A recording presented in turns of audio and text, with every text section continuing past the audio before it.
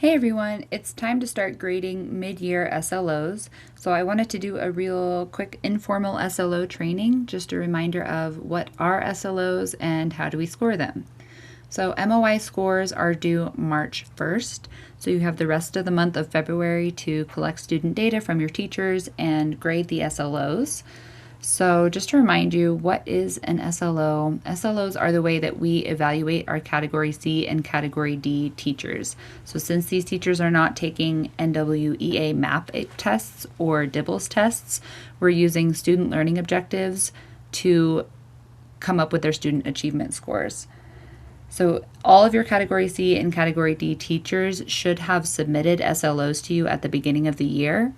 With the exception of possibly your AOT and your Science of Reading teachers, those teachers can choose to write an SLO, but they do not have to. AOT teachers can use the AOT exam as their student achievement metric if they so choose, and Science of Reading teachers can use the NWEA MAP test in the ELA category, the English Language Arts category, for their student achievement metric. So these two teachers have the option. Everyone else should have submitted an SLO to you at the beginning of the year. As a reminder, those are submitted to admin by September 30th and then should be approved by October 15th. And there are 5 objectives total. So at middle of year, you're going to be evaluating 2 of the learning objectives, and at end of year, you'll be evaluating 3 of them. They're 5 points each, so at middle of year, there's 10 points on the table. End of year, there's 15 points on the table. So right now, you should be evaluating the first 2 learning objectives for each of your teachers. And each of those learning objectives should be, of course, aligned to the curriculum calendars, and they need to be SMART goals. They need to be measurable and clearly defined. So I'll walk you through a couple examples of how you're going to score the SLO. And I'll send out this PDF guide to you. This guide goes into just a lot more detail and answers some questions about, for example, the rigor coefficient, frequently asked questions. So I'll send out this PDF guide, but for now, we're going to focus on pages 5, 6, and 7, this sample score sheet. So here we have a teacher. We're just taking a K6 art teacher as our example. And again, there's 2 learning objectives that you should be evaluating right now. So the MOI objectives here, learning objective 1 and learning objective 2. And there's 1 score sheet for each objective. So let me just zoom in so we can read this. So here's the first objective. Students will be able to, and this is just an example, but students will be able to recreate a full color wheel using watercolor paints and identify 3 primary and 3 secondary colors on the wheel. The learning objective goes into detail about which grade level is being evaluated, what student work is going to be submitted or evaluated, so the semester exam, and then how each of the proficiency levels will be assigned. So for example, it says the accelerating students will be able to create the full color wheel with at least 12 hues evenly represented, with tints and shading, 3 primary and 3 secondary colors correctly labeled. Securing students will be able to create the color wheel with at least 6 hues in the correct order, 2 primary and 2 secondary colors correctly labeled. And learning students can create the color wheel with less than 6 hues, no primary or secondary colors identified. So each teacher should be listing out or clearly defining what each proficiency level can accomplish. That's the teacher's job, not the evaluator's job. So then the evaluator, when you receive your student work samples, you should be receiving at least 1 piece of work from each student. So this can be DOLs, it's commonly the final exam, semester exam, or sometimes a semester project, or some exemplar piece of work that the teacher chooses that reveals the student's proficiency in the stated objective. So it's then the evaluator's job to go through and count how many students achieved each proficiency level. So you're going to go through on the form and just fill in the numbers. How many unsatisfactory students, how many students were at the learning level, how many S1s and S2s did you have, how many A's and E's did you have. To count up the percentage of students who met or exceeded the growth target, you're going to count up these 3 in the gray boxes. So all of your S2, A, and E students, you'll add up those 3 and then divide that by the total number of students tested. That's going to give you your percentage of students who met or exceeded the growth target. So the points that you're getting for the SLO are based on this percentage. You'll take this percent and decide on how many points the SLO receives based on this percentage. So using this rubric right here, 75% is equal to 4 points on the SLO. Okay, just to show you another rubric or another example of that same rubric. You'll see that this is how the SLO is being evaluated, right? 5 points for each SLO, and those 5 points are determined based on the percentage of students who met or exceeded the growth target. So in this case, we're counting that as the percentage of students who were S2, A, or E on the submitted students' work. So going back to the example template.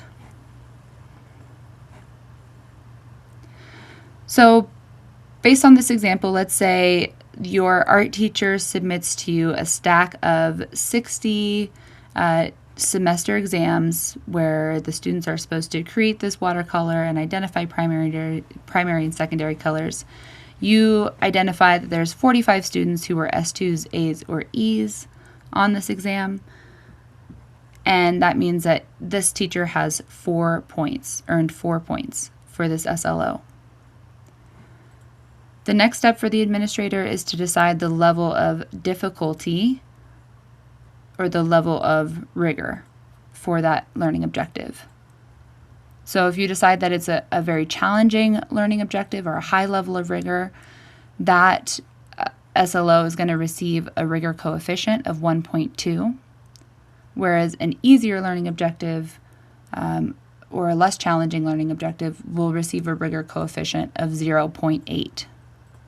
And if it's a normal level of difficulty or a standard objective, then the rigor coefficient is 1.0, meaning the score stays the same. So the rigor coefficient is just a way to weight the final SLO points based on how difficult the objective is. So it's a way to award teachers for choosing particularly rigorous learning objectives. So once you have assigned the point value and assigned the level of difficulty, then your job is done for that learning objective. You'll go back to the score sheet summary and fill in for learning objective 1 the points, the rigor multiplier or the rigor coefficient, and then 4 times 1 is just 4, so the final score is going to be 4 points for that learning objective. Let's do another example just to make sure you have got it. So again, for each teacher, you're going to be doing 2 learning objectives at MOI, 3 learning objectives at EOI. So the second example learning objective for this teacher, again, let me zoom in. We have our K5 art teacher or K6 art teacher. So this learning objective now is students will be able to draw a realistic 3D object with pencils using a variety of techniques such as shading, perspective, and texture. So the grade level being evaluated is 5th and 6th grade. The final, or the work to be submitted for evaluation, is their final semester project. And then the teacher goes into detail of what does it mean to be accelerating, securing, and learning for this objective. Then they'll submit, since this is 5th and 6th grade, they're submitting 120 samples of student work to their evaluator.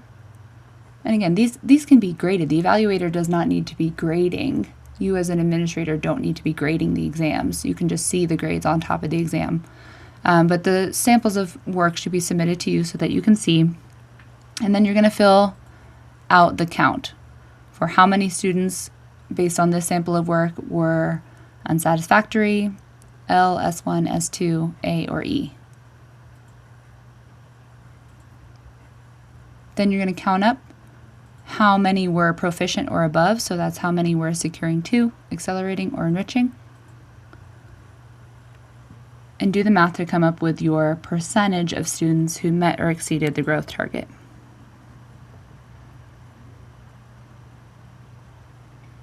That percentage gives you the point value for that SLO, for that learning objective.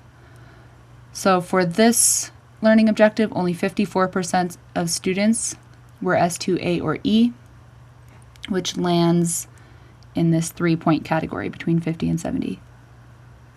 So this teacher earned, on the second SLO, earned 3 points, and you might evaluate that objective as a rigorous one, as a challenging one. Again, that's up to you and your expertise as administrators. But identifying the objective as a hard or challenging objective means that these final points are going to be multiplied by 1.2 to give them a boost. So the final SLO score is 3.6 for this one. That's 3 times 1.2. Right? If we have the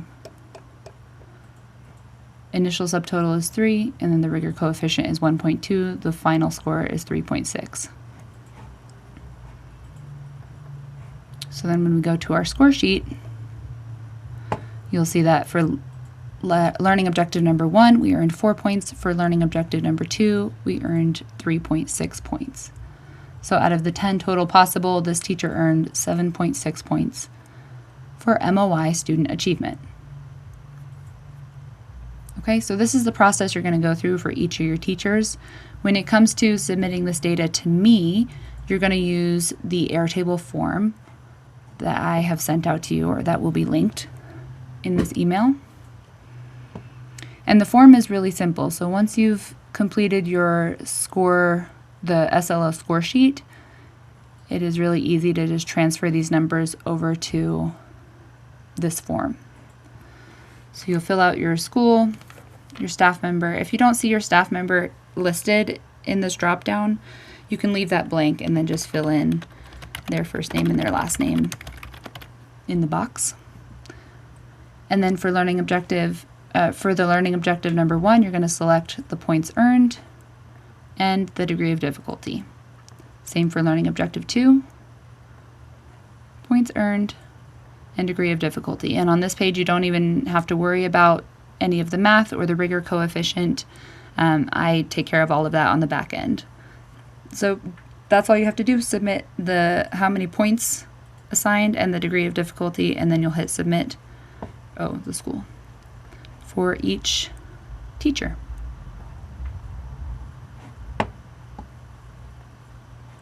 Okay. And I believe that is it. If you have any questions, please let me know. And here's a QR code so that you can access that form. I'll also include the link in the email. And yeah, you can text me, call me, send me an email with any questions or concerns, and I will help you through it. Thanks very much. Have a good day.